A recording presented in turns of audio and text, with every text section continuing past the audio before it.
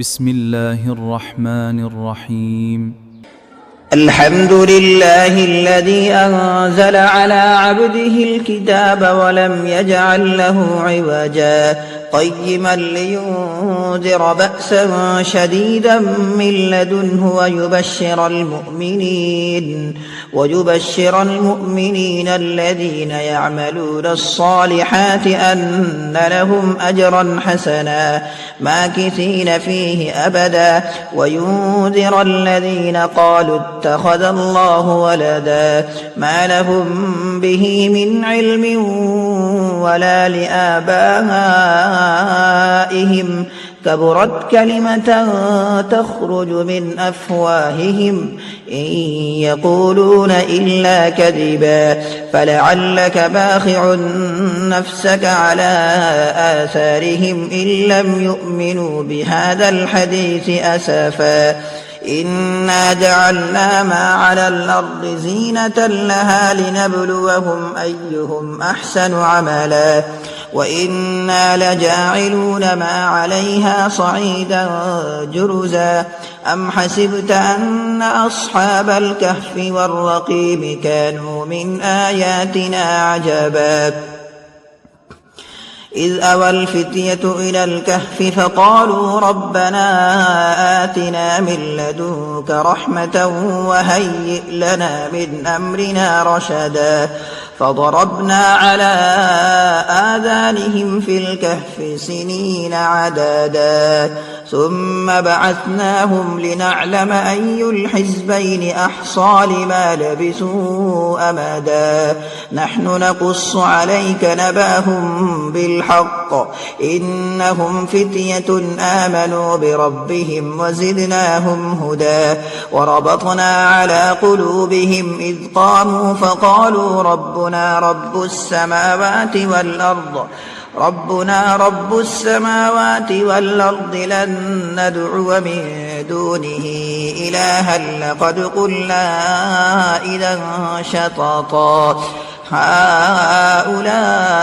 قومنا اتخذوا من دونه آلهة لولا يأتون عليهم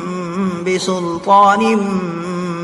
بين فمن أظلم ممن افترى على الله كذبا وإذ اعتزلتموهم وما يعبدون إلا الله فأووا إلى الكهف ينشر لكم ربكم من رحمته ويهيئ لكم من أمركم مرفقا وترى الشمس إذا طلعت تزاور عن كهفهم ذات اليمين وإذا غربت تقرضهم ذات الشمال وهم في فجوة منه ذلك من آيات الله من يهد الله فهو المهتد ومن يضلل فلن تجد له وليا مرشدا وتحسبهم أيقاظا وهم رقود ونقلبهم ذات اليمين وذات الشمال وكلبهم باسط ذراعيه بالوصيد لو اطلعت عليهم لوليت منهم فرارا ولملئت منهم رعبا وكذلك بعثناهم ليتساءلوا بينهم قال قائل منهم كم لبثتم قالوا لبثنا يوما أو بعض يوم قالوا ربكم أعلم بما لبثتم فابعثوا أحدكم بورقكم هذه إلى المدينة فلينظر أيها أزكى طعاما فليأتكم برزق منه وليتلطف ولا يشعرن بكم أحدا إنهم إن يظهروا عليكم يرجموكم أو يعيدوكم في ملتهم ولن تفلحوا إذا أبدا وكذلك أعثرنا عليهم ليعلموا أن وعد الله حق وأن الساعة لا ريب فيها إذ يتنازعون بينهم أمرهم فقالوا ابنوا عليهم بنيانا ربهم أعلم بهم قال الذين غلبوا على أمرهم لنتخذن عليهم مسجدا سيقولون ثلاثة رابعهم كلبهم ويقولون خمسة سادسهم كلبهم رجما بالغيب ويقولون سبعة وثامنهم كلبهم قل ربي أعلم بعدتهم ما يعلمهم إلا قليل فلا تمار فيهم إلا مراء ظاهرا ولا تستفت فيهم منهم أحدا ولا تقولن لشيء إني فاعل ذلك غدا إلا أن يشاء الله واذكر ربك إذا نسيت وقل عسى أن يهديني ربي لأقرب من هذا رشدا ولبثوا في كهفهم 300 سنين وازدادوا 9 قل الله أعلم بما لبثوا له غيب السماوات والأرض أبصر به وأسمع ما لهم من دونه من ولي ولا يشرك في حكمه أحدا واتل ما أوحي إليك من كتاب ربك لا مبدل لكلماته ولن تجد من دونه ملتحدا واصبر نفسك مع الذين يدعون ربهم بالغداة والعشي يريدون وجهه ولا تعد عيناك عنهم تريد زينة الحياة الدنيا ولا تطع من أغفلنا قلبه عن ذكرنا واتبع هواه وكان أمره فرطا وقل الحق من ربكم فمن شاء فليؤمن ومن شاء فليكفر إنا أعتدنا للظالمين نارا أحاط بهم سرادقها وإن يستغيثوا يغاثوا بماء كالمهل يشوي الوجوه بئس الشراب وساءت مرتفقا إن الذين آمنوا وعملوا الصالحات إنا لا نضيع أجر من أحسن عملا أولئك لهم جنات عدن تجري من تحتهم الأنهار يحلون فيها من أسابر من ذهب ويلبسون ثيابا خضرا من سندس واستبرق متكئين فيها على الأرائك نعم الثواب وحسنت مرتفقا واضرب لهم مثل الرجلين جعلنا لأحدهما جنتين من أعناب وحففناهما بنخل وجعلنا بينهما زرعا كلتا الجنتين آتت أكلها ولم تظلم منه شيئا وفجرنا خلالهما نهرا وكان له ثمر فقال لصاحبه وهو يحاوره أنا أكثر منك مالا وأعز نفرا ودخل جنته وهو ظالم لنفسه قال ما أظن أن تبيد هذه أبدا وما أظن الساعة قائمة ولئن رددت إلى ربي لأجدن خيرا منها منقلبا قال له صاحبه وهو يحاوره أكفرت بالذي خلقك من تراب ثم من نطفة ثم سواك رجلا لكن هو الله ربي ولا أشرك بربي أحدا ولولا إذ دخلت جنتك قلت ما شاء الله لا قوة إلا بالله إن ترني أنا أقل منك مالا وولدا فعسى ربي أن يؤتيني خيرا من جنتك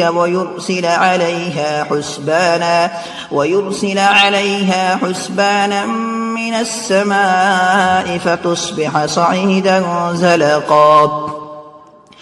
أو يصبح ماؤها غورا فلن تستطيع له طلبا وأحيط بثمره فأصبح يقلب كفيه على ما أنفق فيها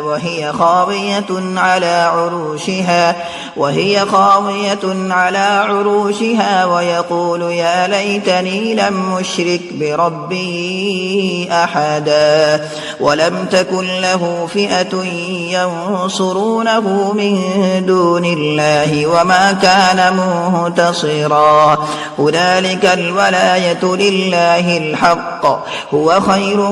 ثوابا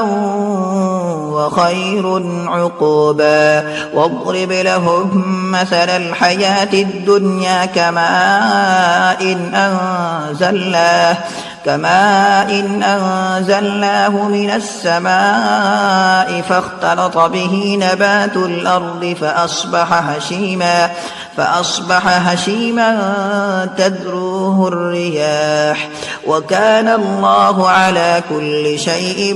مقتدرا المال والبنون زينة الحياة الدنيا والباقيات الصالحات خير عند ربك ثوابا وخير أملا ويوم نسير الجبال وترى الأرض بارزة وحشرناهم فلم نغادر منهم أحدا وعرضوا على ربك صفا لقد جئتمونا كما خلقناكم أول مرة بل زعمتم أن لن نجعل لكم موعدا ووضع الكتاب فترى المجرمين مشفقين مما فيه ويقولون يا ويلتنا ما لهذا الكتاب لا يغادر صغيرة ولا كبيرة إلا أحصاها ووجدوا ما عملوا حاضرا ولا يظلم ربك أحدا وإذ قلنا للملائكة اسجدوا لآدم فسجدوا إلا إبليس كان من الجن ففسق عن أمر ربه أفتتخذونه وذريته أولياء من دوني وهم لكم عدو بئس للظالمين بدلا ما أشهدتهم خلق السماوات والأرض ولا خلق أنفسهم وما كنت متخذ المضلين عضدا ويوم يقول نادوا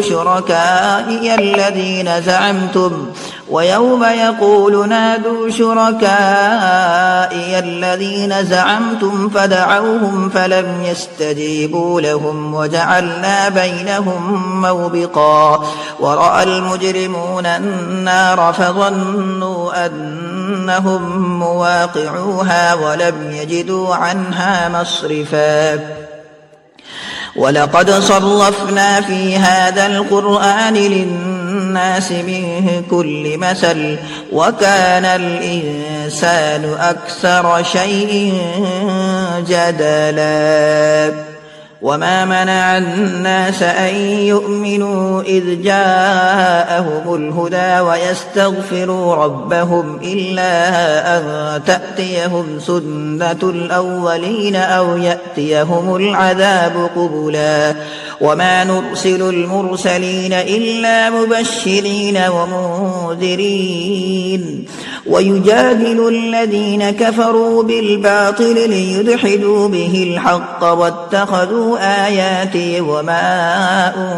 أنذروا هزوا ومن نظلم ممن ذكر بآيات ربه فأعرض عنها ونسي ما قدمت يداه إنا جعلنا على قلوبهم أكنة أن يفقهوه وفي آذانهم وقرا وإن تدعهم إلى الهدى فلن يهتدوا إذا أبدا وربك الغفور ذو الرحمة لو يؤاخذهم بما كسبوا لعجل لهم العذاب بل لهم موعد لن يجدوا من دونه موئلا وتلك القرى أهلكناهم لما ظلموا وجعلنا لمهلكهم موعدا وإذ قال موسى لفتاه لا أبرح حتى أبلغ مجمع البحرين أو أمضي حقبا فلما بلغا مجمع بينهما نسيا حوتهما فاتخذ سبيله في البحر سربا فلما جاوزا قال لفتاه آتنا غداءنا لقد لقينا من سفرنا هذا نصبا قال أرأيت إذ أبينا إلى الصخرة فإني نسيت الحوت وما أنسانيه إلا الشيطان أن أذكره واتخذ سبيله في البحر عجبا قال ذلك ما كنا نبغي فارتدا على آثارهما قصصا فوجدا عبدا من عبادنا آتيناه رحمة من عندنا وعلمناه من لدنا علما قال له موسى هل أتبعك على أن تعلمني مما علمت رشدا قال إنك لن تستطيع معي صبرا وكيف تصبر على ما لم تحط به خبرا قال ستجدني إن شاء الله صابرا ولا أعصي لك أمرا قال فإن اتبعتني فلا تسألني عن شيء حتى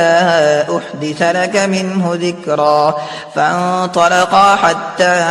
إذا ركبا في السفينة خرقها قال أخرقتها لتغرق أهلها لقد جئت شيئا إمرا قال ألم أقل إنك لن تستطيع معي صبرا قال لا تؤاخذني بما نسيت ولا ترهقني من أمري عسرا فانطلقا حتى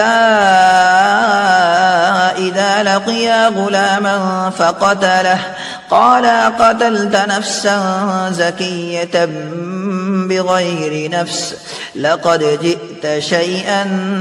نكرا قال ألم أقل لك إنك لن تستطيع معي صبرا قال إن سألتك عن شيء بعدها فلا تصاحبني قد بلغت من لدني عذرا فانطلقا حتى إذا أتيا أهل قرية استطعما أهلها فأبوا أن يضيفوهما فوجدا فيها جدارا يريد أن ينقض فأقامه قال لو شئت لاتخذت عليه أجرا قال هذا فراق بيني وبينك سأنبئك بتأويل ما لم تستطع عليه صبرا أما السفينة فكانت لمساكين يعملون في البحر فأردت أن أعيبها وكان وراءهم ملك يأخذ كل سفينة غصبا وأما الغلام فكان أبواه مؤمنين فخشينا أن يرهقهما طغيانا وكفرا فأردنا أن يبدلهما ربهما خيرا منه زكاة وأقرب رحما وأما الجدار فكان لغلامين يتيمين في المدينة وكان تحته كنز لهما وكان أبوهما صالحا فأراد ربك أن يبلغا أشدهما ويستخرجا كنزهما رحمة من ربك وما فعلته عن أمري ذلك تأويل ما لم تسطع عليه صبرا ويسألونك عن ذي القرنين قل سأتلو عليكم منه ذكرا إنا مكنا له في الأرض وآتيناه من كل شيء سببا فأتبع سببا حتى إذا بلغ مغرب الشمس وجدها تغرب في عين حمئة ووجد عندها قوما قلنا يا ذا القرنين إما أن تعذب وإما أن تتخذ فيهم حسنا قال أما من ظلم فسوف نعذبه ثم يرد إلى ربه فيعذبه عذابا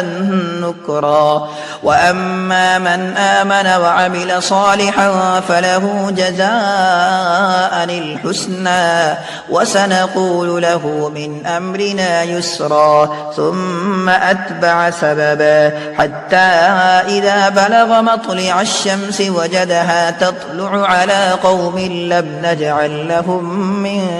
دونها سترا كذلك وقد أحطنا بما لديه خبرا ثم أتبع سببا حتى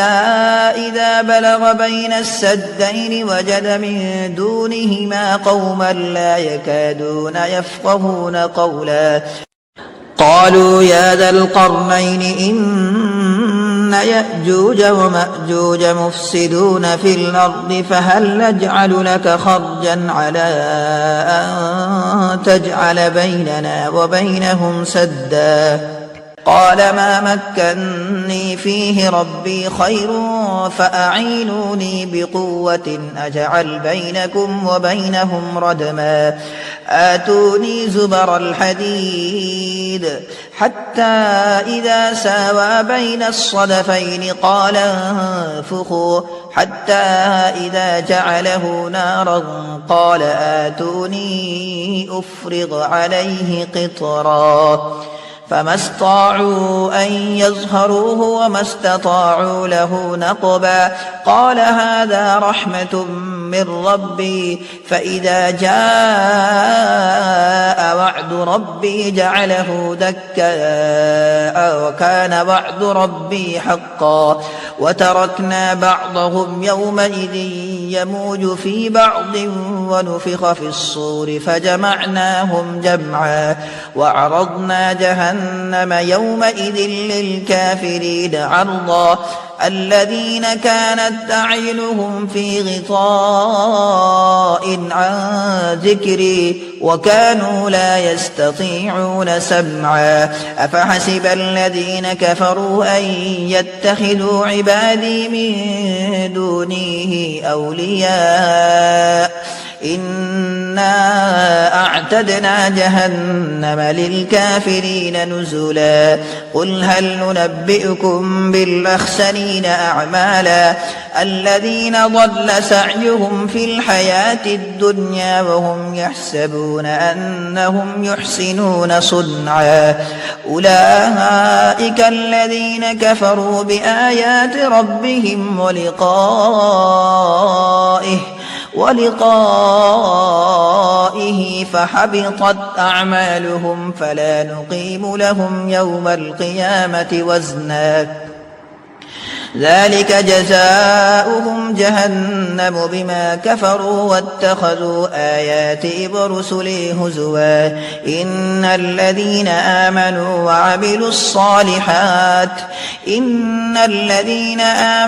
وعملوا الصالحات كانت لهم جنات الفردوس نزلا خالدين فيها لا يبغون عنها حولا قل لو كان البحر مدادا لكلمات ربي لنفد البحر قبل أن تنفد كلمات ربي ولو جئنا بمثله مددا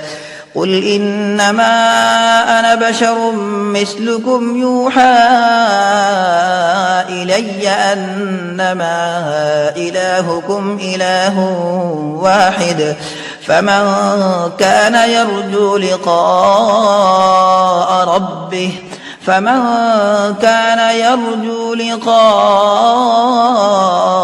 ربه فليعمل عملا